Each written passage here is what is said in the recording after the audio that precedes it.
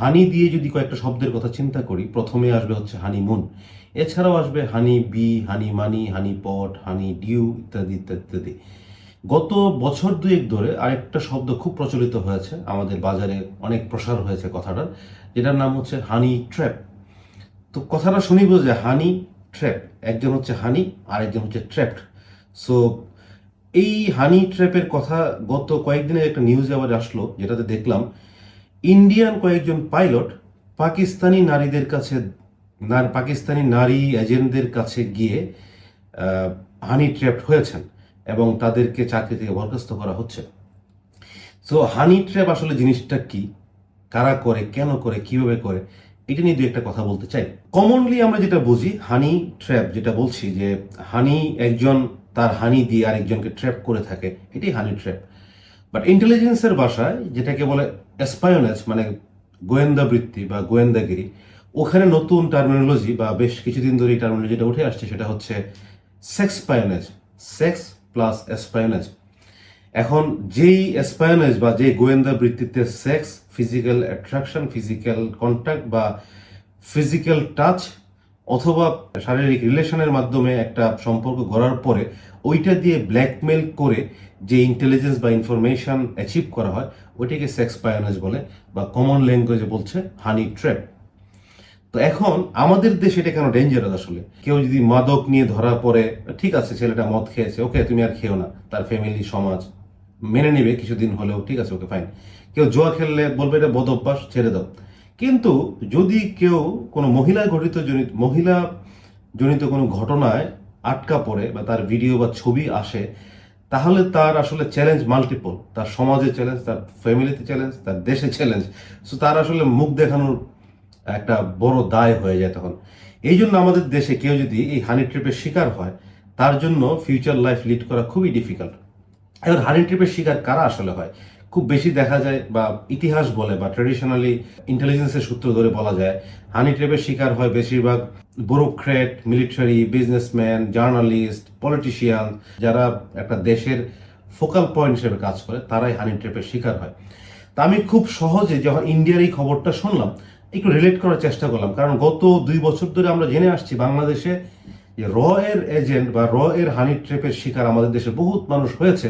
যেটা বলা হচ্ছে যে আমাদের দেশের মিলিটারি, আমাদের দেশের ইন্টেলিজেন্স, আমাদের দেশের পলিটিশিয়ান, নিউজ জার্নালিস্ট, সবাই হানি ট্র্যাপের শিকার ইন্ডিয়া কর্তৃক। কিন্তু আমি গুগল করে একটা জিনিস দেখলাম, হানি ট্র্যাপ আসলে কারা বেশি করে। গুগলের রেজাল্ট বলছে হানি ট্র্যাপের সর্বোচ্চ পর্যায়ে আছে হচ্ছে রাশিয়া, তারা number 1, then Pakistan ISI, then China, and then আরো লিস্ট ফলোড বাই অন্যান্য দেশ। তার মানে হচ্ছে পাকিস্তান আইএসআই যে গোয়েন্দা সংস্থা আছে, তারা হানি ট্র্যাপে ওয়ার্ল্ডের সেকেন্ড বলা যায়। এবং তারা এই হানি ট্র্যাপ করছে কারণ এটা আসলে খরচ কম, রিস্ক ফ্রি। ওখানে একটা মেয়ে বা ছেলেকে দিয়ে এঙ্গেজ করে আসলে হানি ট্র্যাপ তারা কাজ করে ফেলতেছে। এখন আমাদের দেশে আসলে হানি ট্র্যাপ কিভাবে করে, বা যে কোনো দেশে হানি ট্র্যাপ আসলে কিভাবে করে? নর্মালি যদি আমরা ভার্চুয়ালি চিন্তা করি, ভার্চুয়ালি দেওয়া হয় একটা লিঙ্ক দিল, একজন পরিচয় দিল, ফেক আইডি থেকে আপনাকে ফ্রেন্ড রিকোয়েস্ট দিল, কানেক্টেড হলো। সো আমাদের দেশের মানুষ অনেক সময় একটু আবেগিত বেশি থাকে, ইমোশনাল বেশি থাকে, একটু লাভ এট ফার্স্ট সাইট হয়ে যায়, বিশ্বপ্রেমিক টাইপ আমাদের মধ্যে অনেকেই থাকে।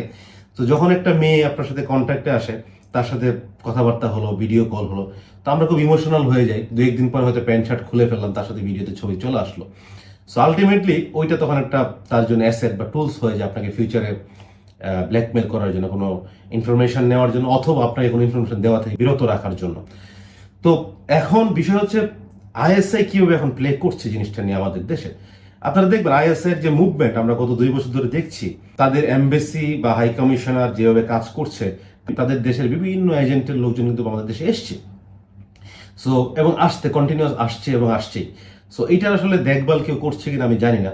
এবং আমাদের যে ইয়াং ছেলে মেয়ে অনেকেই কিন্তু গত কয়েক বছরে দেখেছি পাকিস্তান হাই কমিশন বা পাকিস্তান এমবেসি তাদের যাওয়া আসার পরিমাণ অনেক বেড়েছে।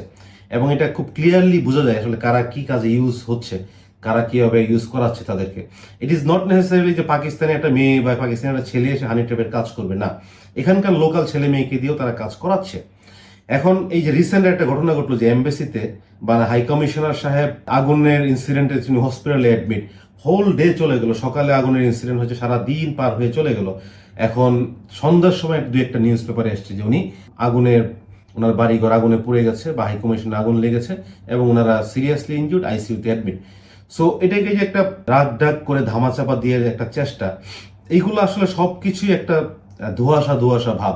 এবং তাদের আইসিইউতে থাকা অবস্থায় আমাদের জামায়াত ইসলামের নেতারা, এনসিপির নেতারা গিয়ে হাজির ওখানে তাদের দেখাশোনা করার জন্য। সো এইগুলো সব আসলে ডট মিলাতে হবে যে কারা করছে, কেন করছে, কিভাবে করছে। হ্যাঁ, ভারতেরও যে হানি ট্র্যাপ হয় না দেশে, অবশ্যই হয়, তারাও করেছে ডেফিনেটলি। কিন্তু পাকিস্তানের আইএসআই এখন যেহেতু ওয়ার্ল্ড ওয়াইড দেখতে পেলাম সেকেন্ড কাজ করতেছে, সেকেন্ড পজিশনে আছে হানি ট্র্যাপ, তো বাংলাদেশে তারা কাজ করছে অবশ্যই।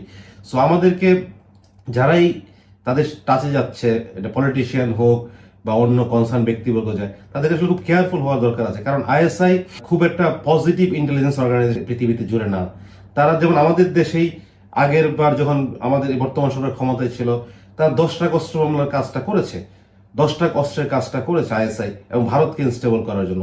আলটিমেটলি আমাদের কাঁধে বন্দুক রেখে আমাদেরকে ক্ষত বিক্ষত করে আরেকটা দেশকে যখন তারা ডিস্টেবিলাইজ করতে চায়, তো আমরা যখন এফেক্টেড হই, তখন আসলে এটা তারা আমাদের ফ্রেন্ড হওয়ার কোনো কারণ নাই।